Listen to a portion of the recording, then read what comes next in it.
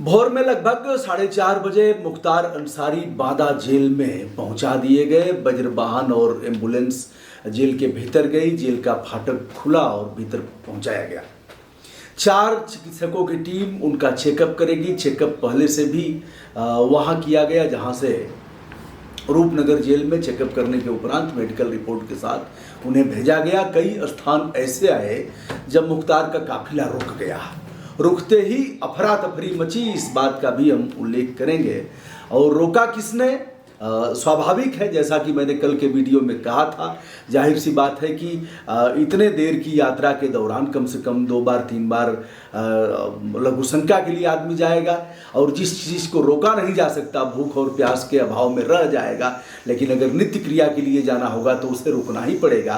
काफिले में इस तरह का कोई इंतजाम नहीं था, इंतजाम हो भी नहीं सकता। इसलिए मैंने ट्रेन से लाने की बात किया था और यह भी कहा था कि हेलीकॉप्टर और चार्टर्ड प्लेन से लाने में पर्यावरण भी बचता, यानी उतना पेट्रोल डीजल का दहन नहीं होता। पर्यावरण का नुकसान तो प्लेन से भी होता है, हेलीकॉप्टर से भी होता है, किंतु खर्च कम आता। कम समय में इतना पुरुष और रात दिन जो जगने का क्रम हुआ, अफरा तफरी आना जाना, यह तो ऊपर वाले का शुक्र है कि कोई दुर्घटना नहीं हुई। दुर्घटना हम उस पर बिकरू कांड और अन्य कांड जैसा मैं नहीं करना चाहता। दुर्घटना हो सकती है, चालक को नींद आ सकती है, और ऐसे मामलों में गाड़ियां आगे पीछे चल रही हैं, एक ने ब्रेक लगाया, दूसरी गाड़ी उसमें जाकर के भिड़ जाएगी। लोगों के खाने पीने का भी है कि कहाँ खाएंगे, कहाँ पिएंगे, कहाँ चाय पिएंगे, कहाँ विश्राम करेंगे, ऐसा कुछ था नहीं। चलिए, बधाई उत्तर प्रदेश पुलिस को और मेडिकल टीम को। अगर सबका जांच कराया जाएगा तो सबका इस समय ब्लड प्रेशर असामान्य होगा, रक्तचाप और शुगर जैसी अन्य बीमारियां जो भी अगर ग्रसित होंगे तो वह बढ़ा होगा।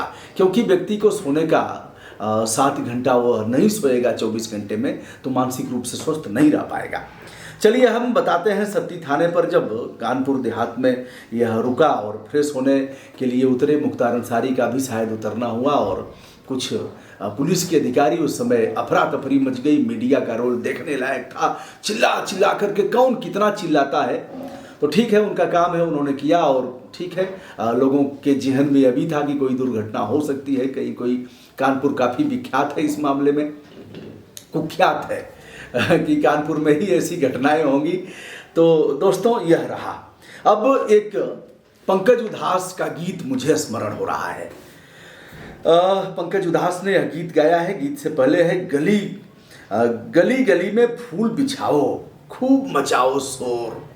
गली गली में फूल बिछाओ, खूब मचाओ शोर। और अब के पियाजो घर आए, मैं नाचूं बन के मोर। अब के पियाजो घर आए, मैं नाचूं बन के मोर।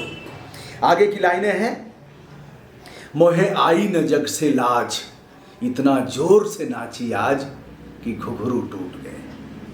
मोहे आई न जग से लाज, इतना जोर से नाची आज कि घुघरू टूट गए। 4 लाइनें और समर्पित हैं। कुछ मुझ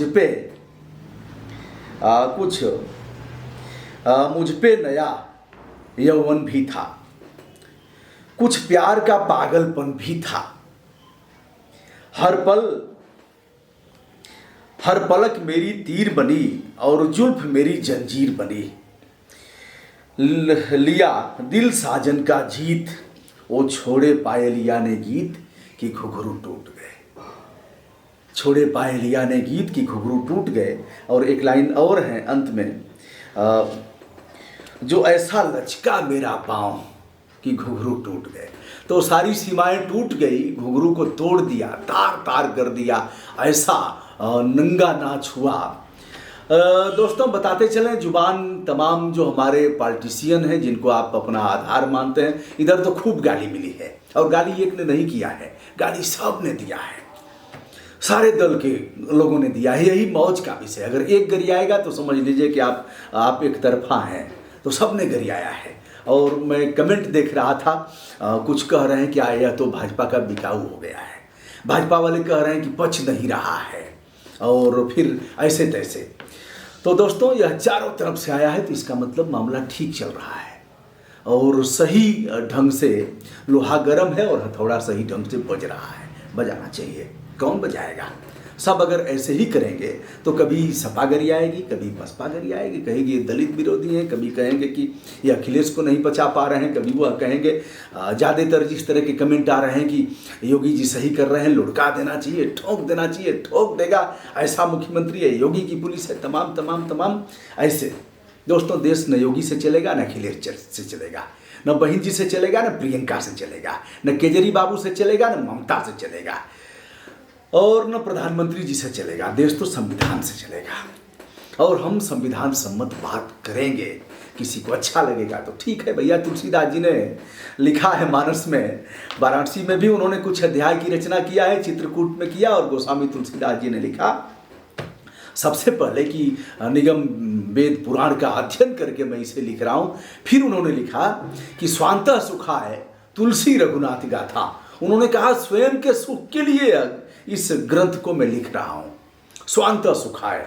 तो भैया यह काम करने से मुझे सुख मिलता है। जिसको अच्छा लगेगा ठीक है, वो अच्छा कहेगा, जिसको खराब लगेगा वो कर जाएगा, उल जरूर बोलेगा, लेकिन मुझे तो सही बात कहना है। अब अलग बातें हैं, कुछ लोगों ने कहा उस पर क्यों नहीं किया, कुछ लोगों ने कहा उस पर क्यों नहीं किया। बिहार में यह घटना हुई, महाराष्ट्र में, भाई अपनी अपनी सीमा है, उस सीमा तक आदमी जाके ही कर सकता है। हमारे पास कोई टीम नहीं है, न कोई कैमरामैन है, स्वतः करता रहता हूँ, अपने लगा देता हूँ।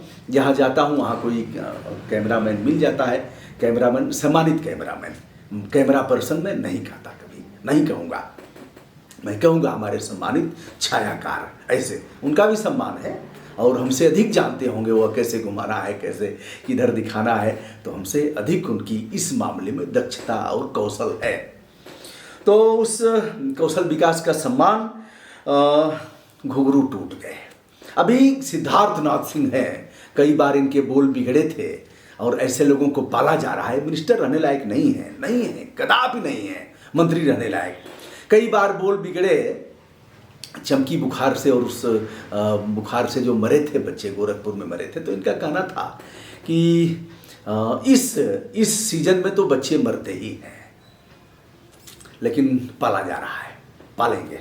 अभी कहा है कि कांग्रेस का दामाद, मतलब क्या क्या बोलेंगे लोग। मेरी भी बोल बिगड़ जाती है कभी कभी, मैं अपने को ऐसा नहीं कर सकता कि कभी कभी हो जाता है, लेकिन इस तरह की नहीं बिगड़ती है कि हम ऐसे अपने उस मूल्यों और आदर्शों को, जो वाक और अभिव्यक्ति की स्वतंत्रता का अधिकार हमें संविधान ने दिया है, उस अधिकार को मैं नहीं भूल सकता। कई बार हुआ है तो खेत प्रकाश भी किया हूँ। उन लोगों के भी बोल बिगड़े हैं, कभी टोटी चोर वह कहेंगे तो कभी गंजेड़ी कहेंगे। यही तरीका है क्या? आदर्श न तुम हो सकते न आदर्श वह हो सकता। जिसने गंजेड़ी कहा है और जिसने टोटी चोर कहा है, ये आदर्श कैसे हो सकते हैं? हमारे आदर्श कभी नहीं हो सकते। और किसी भी सज्जन शक्तियों के आदर्श ऐसे लोग नहीं हो सकते जो ऐसी भाषा का प्रयोग करेंगे, ठोक देंगे, ऊपर पहुंचा देंगे, गाड़ी पलट जाएगी। प्रदेश अध्यक्ष ऐसे कह रहे हैं, संविधान का लग रहा है कि तनिक भी पता नहीं है। आप प्रदेश के सबसे बड़े सदन के सदस्य हैं और आपको इस बात का पता नहीं कि आप कह क्या रहे हैं। चल रहा है भैया।